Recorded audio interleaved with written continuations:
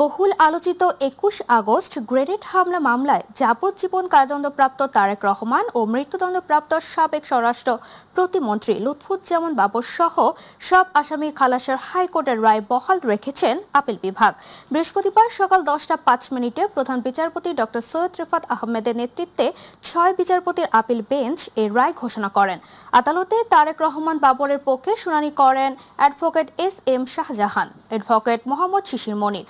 রাষ্ট্রপক্ষে ছিলেন attorney general Mohammad Asaduzzaman, অতিরিক্ত attorney general Anik R Haque, Abdul Jabbar Bhuiyan, deputy attorney general Abdullah Al Mahmud Masud.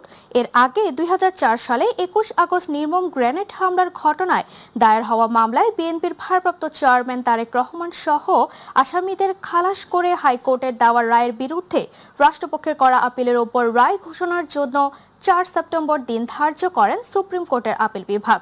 আপিলের ওপর ৫ দিনের মতো শুনানি শেষে গত ২১ আগস্ট সুপ্রিম কোর্টের আপিল বিভাগ রায়ের এই দিন ঠিক করেন।